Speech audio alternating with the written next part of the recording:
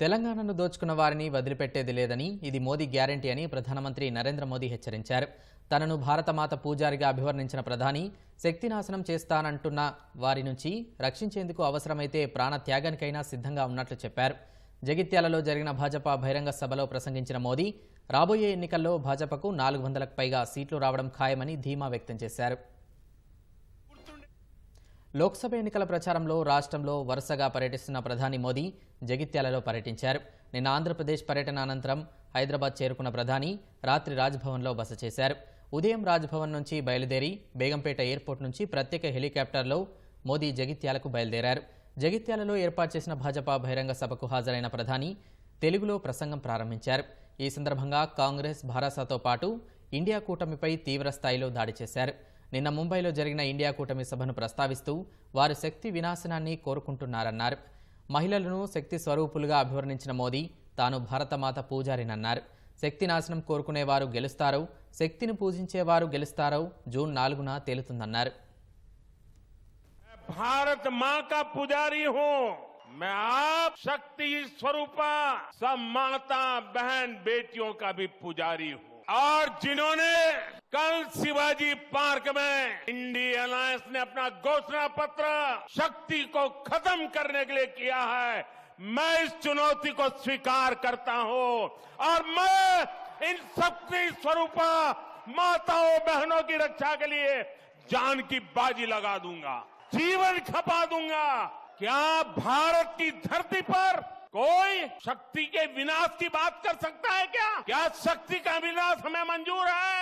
हम सब शक्ति की आराधना करते हैं कि नहीं करते हैं? चंद्रयान की सफलता को भी, जहां चंद्रयान ने लैंड किया, हमने उस सफलता को भी शिव शक्ति नाम देकर के शिव शक्ति को समर्पित किया है। और ये लोग शक्ति के विनाश का बिगुल फूंक रहे हैं। माताएं बहनें, शक्ति स्वरूपा आप है। शक्ति का विनाश करने वालों का विनाश होना चाहिए कि नहीं होना चाहिए? एक तरफ शक्ति के विनाश के लोग करने वाले लोग हैं, दूसरी तरफ शक्ति की पूजा करने वाले लोग हैं। मुकाबला 4 जून को हो जाएगा। कौन शक्ति का विनाश कर सकता है और कौन शक्ति के आशीर्वाद प्राप्त कर सकता है, इसका मुकाबला 4 जून को हो जाएगा. అనంతరం రాష్ట్రంలో గత భారస ప్రస్తుత కాంగ్రెస్ పాలన తీరుపై తీవ్ర స్థాయిలో విమర్శలు గుప్పించారు. తెలంగాణ ఆశలను కాంగ్రెస్ నాశనం చేస్తే భారస ద్రోహం చేసిందని మండిపడ్డారు. తెలంగాణను కాంగ్రెస్ ఏటీఎంగా మార్చుకుందన్న మోదీ ఇక్కడి ప్రజల డబ్బును ఢిల్లీకి చేర్చుతుందని ఆరోపించారు. దేశంలో ఏ దోపిడీని పరిశీలించినా దాని వెనుక కుటుంబ పార్టీలో ఉన్నాయన్న మోదీ ఢిల్లీ మద్యం అంశంలోనూ భారస అవినీతికి పాల్పడిందన్నారు.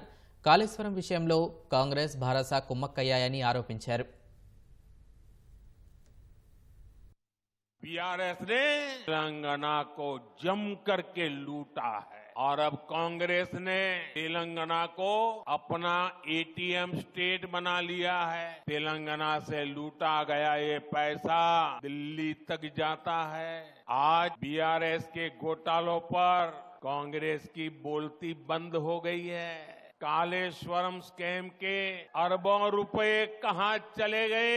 कांग्रेस में कोई इसका जवाब नहीं मांग रहा है। दोनों एक दूसरे को बचा रहे हैं, दोनों एक दूसरे की जम करके मदद कर रहे हैं। बीआरएस और कांग्रेस वो एक दूसरे के लिए चाहे कितनी भी कवर फायर कर लें, इनकी एक एक लूट का हिसाब होता रहेगा। मोदी तेलंगाना के लोगों को गारंटी देता है कि तेलंगाना को लूटने वालों को छोड़ेगा नहीं। ये मोदी की गारंटी है। इदी मोदी गारंटी।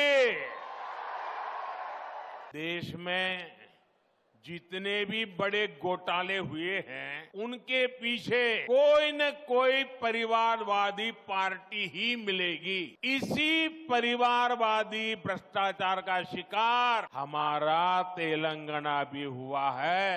परिवारवादी बीआरएस ने प्रदेश में कालेश्वरम घोटाला किया है। दिल्ली में हुए लीकर स्कैम में भी कट कमीशन खा लिया। इसलिए कांग्रेस हो या बीआरएस, इनसे जितना बचेंगे, उनको जितना दूर रखेंगे, वही इसकी दवाई है। इसलिए 13 मई को आपको वोटिंग के दिन याद रखना है, बीजेपी को जिताना है। आप तेलंगाना में बीजेपी को जितनी ज्यादा सीटें देंगे, उतनी ही मेरी ऊर्जा बढ़ेगी। और ये जो शक्ति स्वरूपा का विनाश करने के लिए निकले हैं ना, उनकी रक्षा करने के लिए मुझे ताकत चाहिए। अब 4 వన్నెలు దాటాలి, बीजेपी की वोटू वैयाली।